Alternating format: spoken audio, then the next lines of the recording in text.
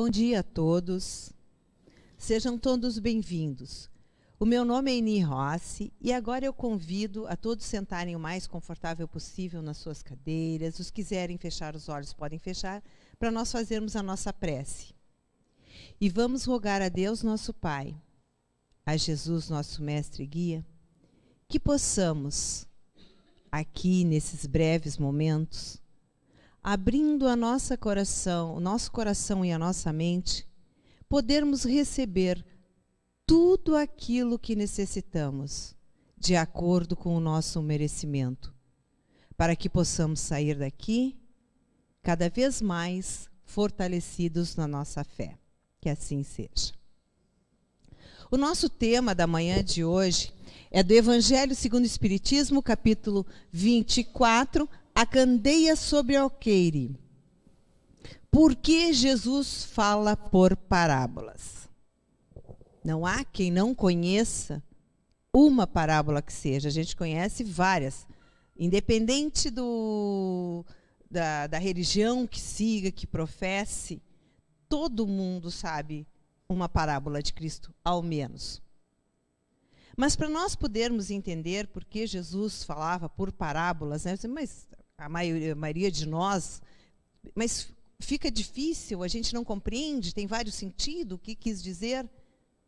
Para isso nós precisamos começar da seguinte maneira: quais são os dois preceitos de um espírita que os espíritos nos dizem?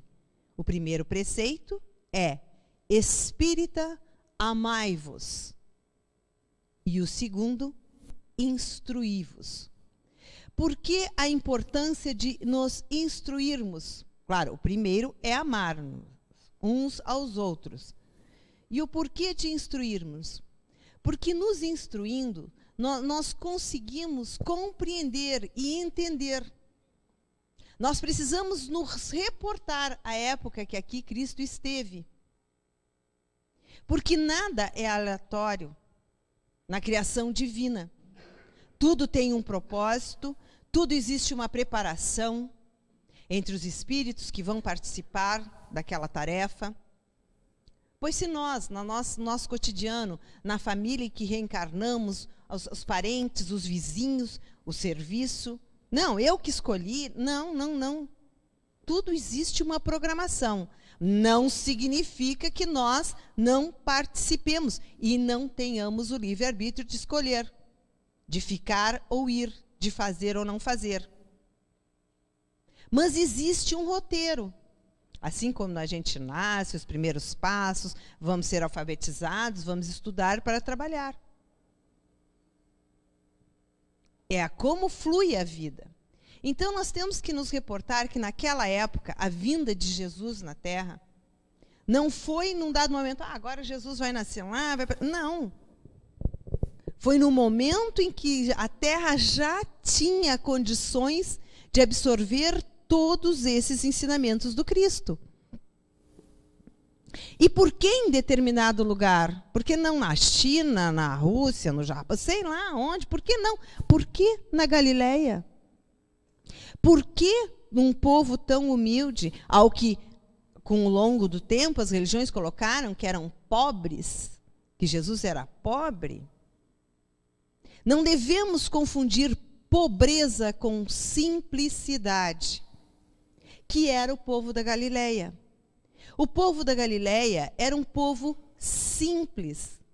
Eles viveram na mesma época da Roma, que dominou praticamente naquela época 2/3 da humanidade e das terras conhecidas, que tinha a Grécia, que já tinha passado as religiões orientais.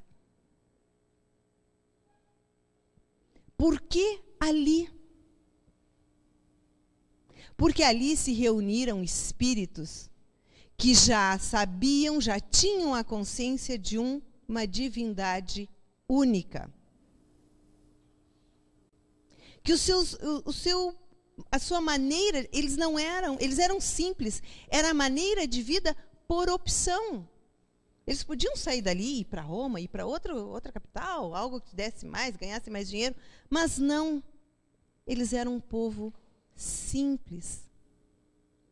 Eles gostavam de viver em comunidade. Todos se ajudavam, mesmo aos forasteiros que chegavam da rua. Eles davam acolhida, lugar para dormir, comida, introduziam, porque eles já tinham esta mentalidade. Eles já tinham desenvolvido esse tipo de sentimento. Eles não tinham mais essa necessidade de poder, de conquista, de ter. Os sentimentos deles já eram muito evoluídos para a época. Então, Jesus nasce num local onde os espíritos são simples. Pescadores, trabalhadores, homens de bem, que não tentavam lucrar à custa dos outros. Porque entre os apóstolos de Cristo, tinha apóstolo que tinha servos e outros que não tinham. E eles conviviam, tanto como apóstolos, como em comunidade. Eles já sabiam viver, sem explorar uns aos outros. Todas essas características não foram ao acaso. Foram espíritos que foram reunidos e que foram preparados. Então, quando Cristo chega, por isso que ele chega exatamente neste local. Adiantava ele ir para a Grécia, para Roma, para o Oriente, pregar a doutrina dele? Não. Mesmo porque ele não obriga ninguém a segui-lo. Ele demonstra como se deve viver. Com caridade, com humildade. E que humildade não se entenda que a humildade é não ter bens materiais, porque a gente tem o hábito milenar de confundir humildade com não ter posses materiais. Não é. Humildade é segurar o nosso orgulho e o nosso egoísmo, dominá-lo por bons sentimentos, porque no momento que nos tornamos humildes, nós percebemos quem está no nosso lado. Nós entendemos o sentimento deles e temos condições de lidar com as pessoas e as situações de uma maneira mais tranquila, sempre visando o bem maior e não se dar bem. Isso é que nós temos que entender por humildade. Humildade em relação às leis divinas. E não humildade de não ter posses materiais, de viver praticamente na miséria. Isso não é humildade, isso é pobreza, isso é miséria. Humildade não é isso. Humildade é perceber o outro, é sentir o outro. É calar o nosso orgulho. Isso é ser humilde. E foi isso que Jesus demonstrou. Humildade e caridade. Quando ele aqui esteve conosco. E isso teve um reflexo muito grande, porque aquelas pessoas daquela localidade ali, da Galileia, daquele entorno, já estava preparado para receber isso, já tinha uma evolução espiritual, a nível de sentimentos. E ali foi bem recebido. Então, aí a gente já pode citar até uma parábola do Cristo, da semente, de jogar uma semente na pedra, que não vai nascer, que os passarinhos vão comer. É a parábola das sementes. Ali era o solo fértil, e tanto fértil que, passado 2000 anos, nós estamos aqui seguindo a doutrina do Cristo. No momento em que a ciência atualmente já confirma a existência de Jesus Cristo sem ter achado os seus restos mortais. Por quê? Porque a ciência já afirma que realmente existiu. Porque os ensinamentos de Cristo que nós trazemos até hoje, eles não ficaram desatualizados e nem foi contestado uma vírgula de que Cristo disse ou fez. Muito antes, pelo contrário, são ensinamentos atuais. Porque hoje em dia todo mundo sente necessidade de ajudar o outro, de se melhorar. E isso tudo foi Cristo que deixou como exemplo naquela época e foi perpetuado. Porque Cristo não deixou nada escrito. Os evangelhos foram escritos depois da sua desencarnação. Nenhum foi escrito ali. E foi escrito por seus apóstolos. Por apóstolos que sequer conviveram com ele. Como é o caso de Paulo de Tarso. Cristo já havia desencarnado. Então, nós temos que entender tudo isso, o porquê que foi, a época que foi. Então, como Cristo fez. Então, das coisas da humildade, da caridade, aquelas coisas que, apesar de espiritualmente o povo da Galileia já ser o mais evoluído da época, ainda não tinha uma evolução como nós temos hoje, de capacidade de inteligência, de entender certas coisas.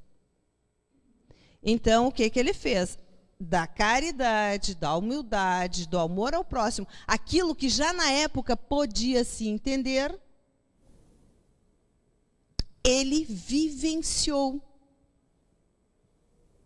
E sobre aqueles temas mais abstratos, reforma íntima, tudo isso que hoje em dia nós já tratamos, e temos uma dificuldade enorme. Nós conseguimos já vivenciar todas as leis morais que a gente encontra no Livro dos Espíritos, no livro 3º, das leis morais. Nós temos dificuldade. Já se passaram mais de 2000 anos. Nós já evoluímos intelectualmente, moralmente, a grande maioria. Ainda temos exemplos que realmente não condizem mais com o estágio atual evolutivo que nós temos, mas existem. Mas nós já sabemos que isso não serve, não é bom para nós. E ainda temos dificuldades de entender as parábolas do Cristo. Então imagina naquela época, há mais de 2000 anos atrás. Imagina naquela época chegar a mostrar um foguete, telefone celular. Vamos fazer um comparativo. Parábola não deixa de ser um comparativo. A gente usar coisas da época para poder entender. Então, no dia de hoje, é a mesma coisa que chegar para aquele povo e mostrar um celular, um carro, um avião. Seria, assim, algo que eles não entenderiam, ficariam surpresos, poderia ser até contraproducente. Tudo vem no tempo certo, no momento que nós já podemos absorver. A natureza não dá saltos, a evolução também não.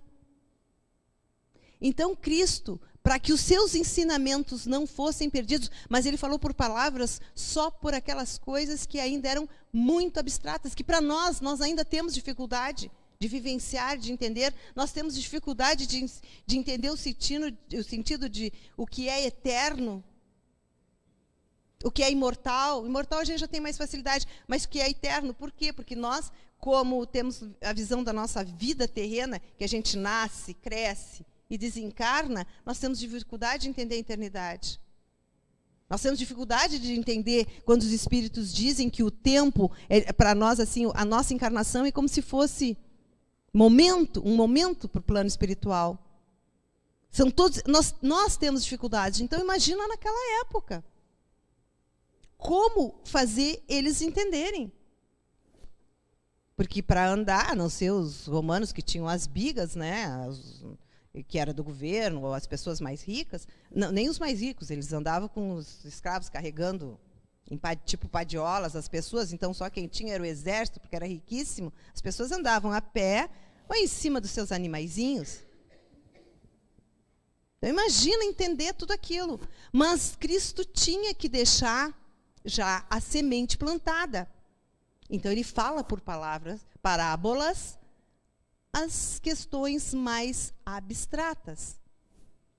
Porque a gente grava. Mesmo quando a gente vem na palestra aqui no Centro Espírita, a gente fala sobre um assunto, a gente capta alguma coisa. Mas quando vem um relato que a gente pega de um livro, que os espíritos relatam alguma coisa prática, a gente grava. Então, essa é a questão primordial, porque que Jesus falou por parábolas.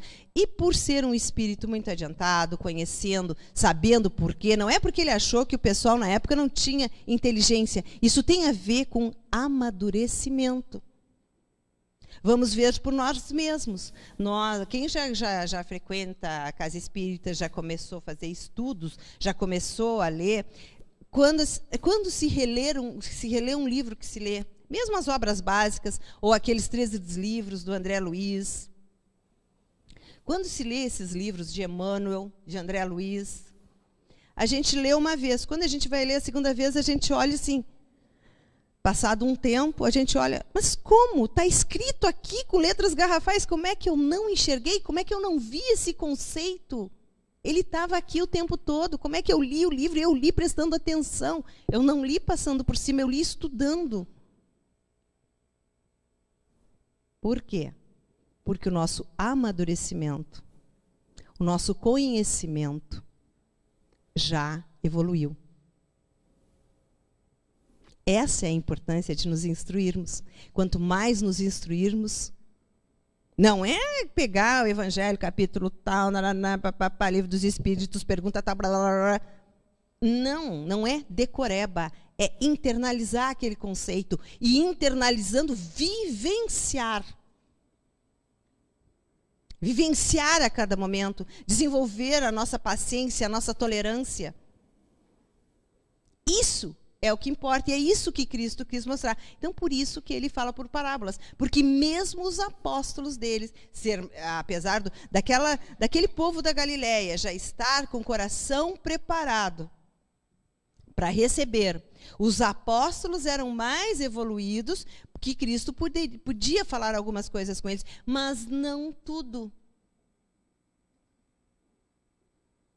Porque eles, apesar de, na época, serem os mais evoluídos, também eles eram mais evoluídos, mas não eram perfeitos, assim como nós.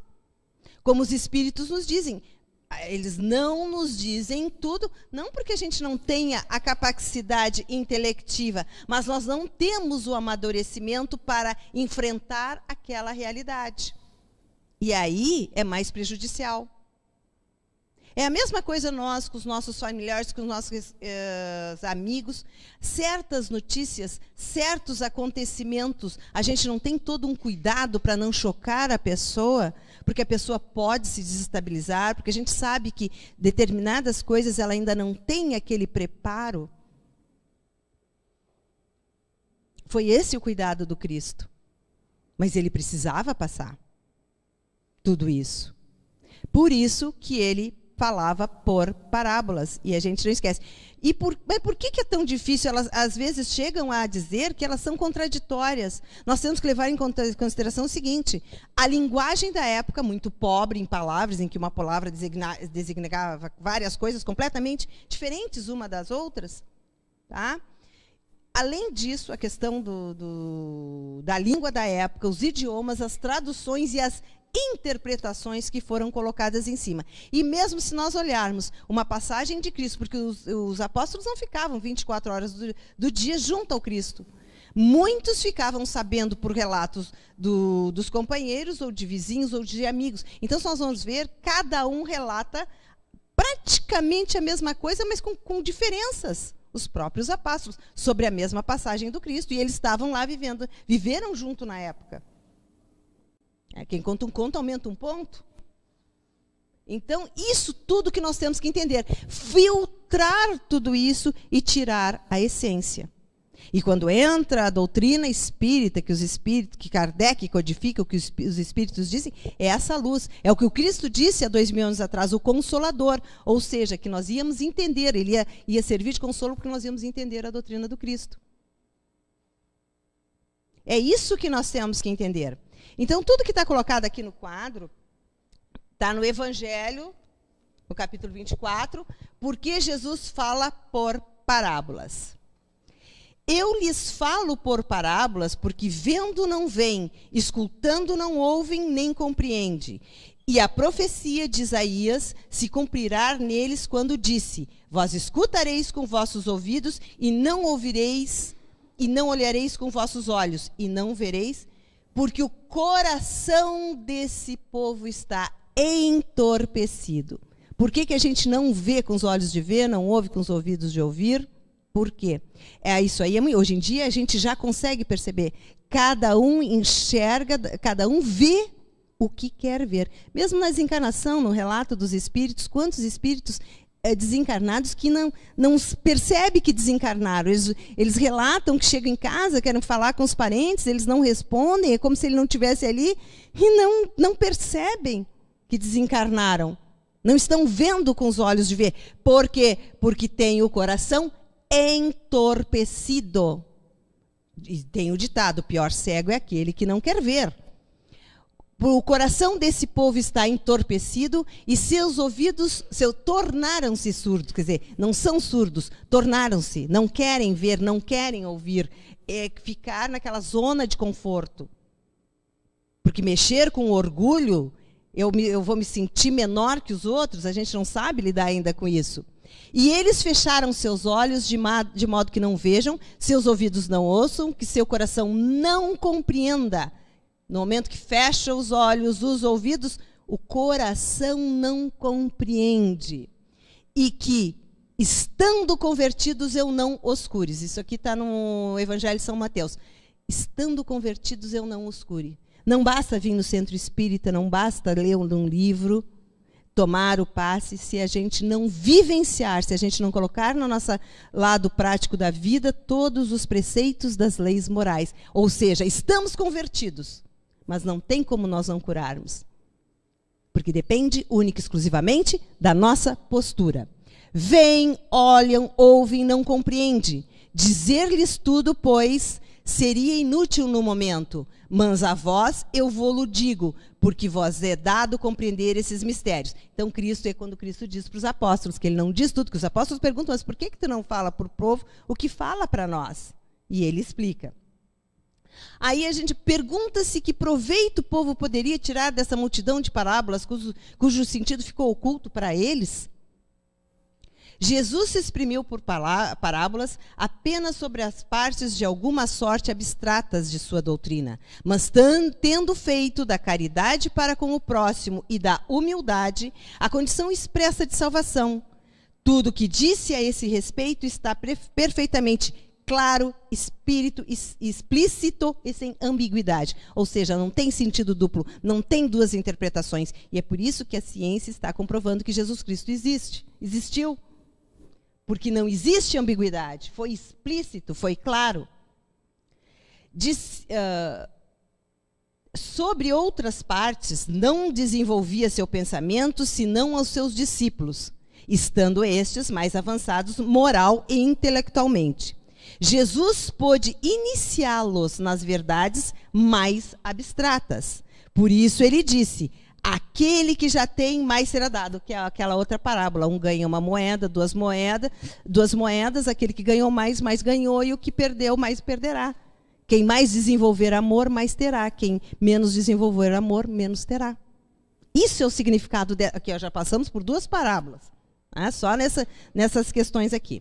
Mesmo a seus apóstolos, Jesus permaneceu reticente sobre muitos pontos que deram lugar a interpretações tão diversas, até que a ciência de um lado e o espiritismo do outro vieram revelar as novas leis naturais, que são das leis morais, né, do Livro dos Espíritos, livro 3º, que fizeram compreender seu verdadeiro sentido. Então, a ciência e o espiritismo vieram clarear, tirar o véu para a gente poder entender o que estava tão claro que Cristo tinha dito. O espiritismo vem hoje lançar luz sobre pontos obscuros, entretanto, não lança inconsideradamente. Os espíritos procedem nas suas instruções com admirável prudência. Se a tivessem apresentado completa desde o início, ela não teria sido acessível, senão a um pequeno número, e teria assustado os que para isso não estavam preparados, o que teria prejudicado a propagação. Os espíritos não dizem ainda nos dias de hoje, e durante muito tempo, os espíritos não dizem ainda tudo ostensivamente, não por haver na doutrina mistérios reservados a privilegiados, mas porque cada coisa deve vir no seu tempo oportuno. Eles deixam a uma ideia o tempo de amadurecer e se propagar, antes de apresentarem outra, e aos acontecimentos o de lhe preparar a aceitação. Então, isso que está no Evangelho, o que significa? Imagina naquela época chegar Jesus Cristo andando de avião, de carro, com celular, com computador. O pessoal não sabia nem como fabricar, não tinha nem os meios. E esse exemplo prático que eu estou dando, material, para a gente entender a questão das leis de Deus.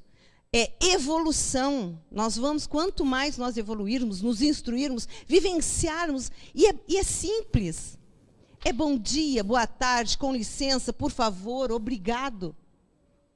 É esse tipo de atitude de cada momento, de cada dia, é que nos faz evoluir. Não são grandes coisas, não é ler livros do autor tal. Não, gente, é vivenciar.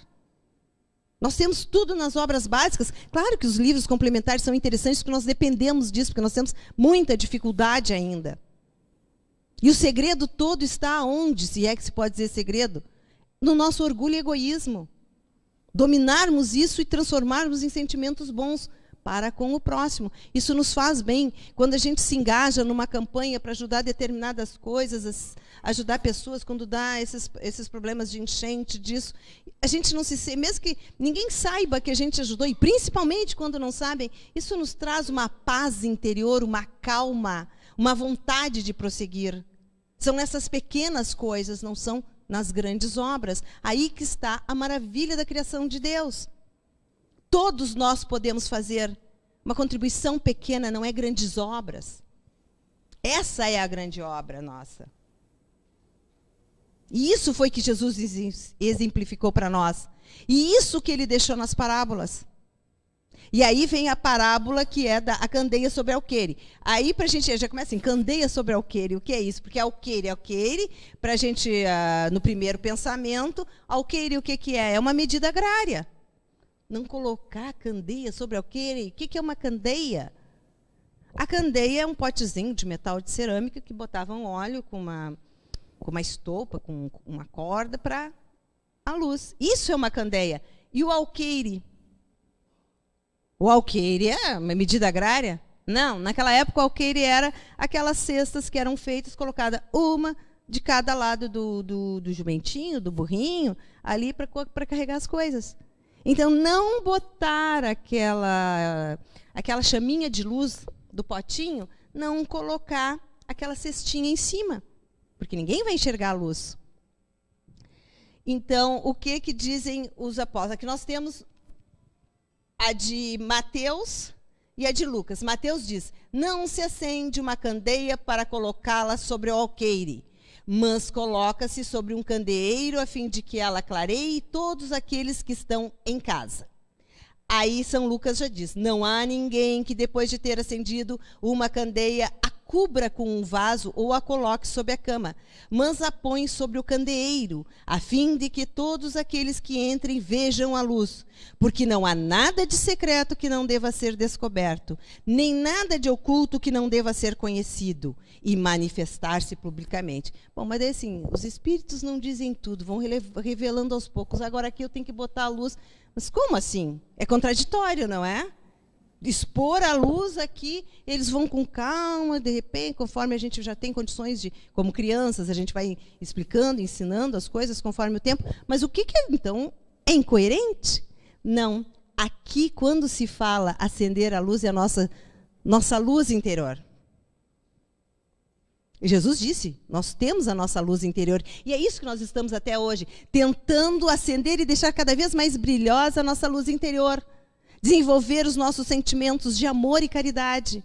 Então, no momento que nós já acendemos isso, que nós já temos, não vamos, porque na comunidade onde a gente vive, todo mundo, ninguém faz caridade, não faz isso, então eu não vou fazer, já que todo mundo não faz. Mas eu já tenho condições, eu já sou luz. Eu vou fazer independente de mim. E os outros vão seguir o exemplo com o tempo, e isso a gente percebe. Não é amanhã, não é depois, mês que vem, mas vai indo. Então, essa luz a que Cristo se referiu citando a candeia sobre o alqueire, é isso. A gente já tem condições de fazer coisas boas. Então vamos fazer coisas boas do bem. E não simplesmente eu faço, mas eu guardo para mim porque eu não vou ajudar o outro, ele não merece. Não julguemos, façamos. Nem Deus julga ninguém. Então vamos fazer aquilo de bom que nós temos que fazer. Esse é o sentido da candeia sobre alqueire. É sempre fazermos o nosso melhor, a cada momento, a cada dia, a cada instante. Independente dos outros, independente aonde estejamos ou com quem estejamos, sejamos exemplo. Cristo foi uma enorme candeia. Ele vivenciou. Vamos vivenciar isso. Nós já temos dentro de nós isso. Vamos colocar em prática. E no momento que nós colocamos isso em prática, nós começamos a ter mais paz. As pessoas que estão à nossa volta começam a ficar mais em paz. Isso é uma coisa que a gente sempre percebe quando se começa no espiritismo, se começa a fazer o evangelho no lar, porque a gente chega, não. Porque normalmente é os outros que dão trabalho, é os outros que dão problema, é os outros que incomodam. É sempre a gente coloca a culpa nos outros. Daí a gente começa a fazer o evangelho. Sabe que o pessoal lá em casa está melhorando, o pessoal está mudando, meus colegas de serviço já... Não, gente, não é nada disso, eles continuam a mesma coisa. Nós é que já estamos mudando. Nós já estamos ficando mais tolerantes, mais pacientes. Mas isso é exercício. Isso são conquistas. A gente não nasce bom ou não nasce mal. A gente conquista, a gente desenvolve. E é aí que está a beleza da sabedoria divina. Depende única e exclusivamente de nós. Vamos nos apegar, vamos começar a compreender com tudo isso que a gente... Essa é a importância de nos instruirmos, para podermos entender tudo isso que o Cristo nos passou. Que isso aí só nos traz momentos de felicidade. Começamos a aprender o que é amar verdadeiramente. A nos desapegarmos daqueles maus sentimentos. É isso que a doutrina traz. E é isso, e por isso que Jesus falou por parábolas. Para a gente podermos aproveitar tudo. Quer dizer, ele teve o que se aproveitou na época que ele esteve aqui, e nas coisas que ficaram à posteridade, porque não tínhamos condições naquela época de entender, mas agora entendemos. E entendendo, vamos vivenciá-lo. Nosso tempo se esgotou, mas eu digo o seguinte, para quem quiser, eu sempre aconselho ler. Esse livrinho aqui, Jesus no Lar, psicografia do Chico Xavier, o Espírito Enéio Lúcio, né, pode ver que o meu é bem velhinho, bem lido. Aqui são passagens, depois do dia de trabalho de Cristo, ele sempre se reuniu na casa de um dos apóstolos, com os familiares todos. E sempre tinham aquelas perguntas do cotidiano, que se vocês forem ver, são os nossos questionamentos de hoje. A desavença com os familiares, no trabalho, na rua, as pessoas não entenderem, a gente faz uma coisa assim e a pessoa não entendeu. E Jesus dá pequenas... Cada texto aqui, cada um deles é uma parábolazinha pequenininha. E é enriquecedor esse livro. E aí a gente começa a compreender como Cristo fazia para que todos entendessem. Os discípulos eram evoluídos, mas os familiares não tanto. Então, quem quiser, acho que é uma boa oportunidade, é o livrinho Jesus no Lar. E agora vamos encerrar com a nossa prece, agradecendo a Deus, nosso Pai, a Jesus, nosso grande amigo, que veio aqui à Terra para nos deixarmos toda a vivência, nos mostrarmos de que como é possível e a paz, o equilíbrio e a felicidade que nos traz vivermos de acordo com as leis de Deus. Que possamos sair daqui fortalecidos na nossa fé e que ao passarmos a portas possamos manter este equilíbrio e a todos que encontrarmos possamos doar um pouquinho de nós mesmos. Que assim seja.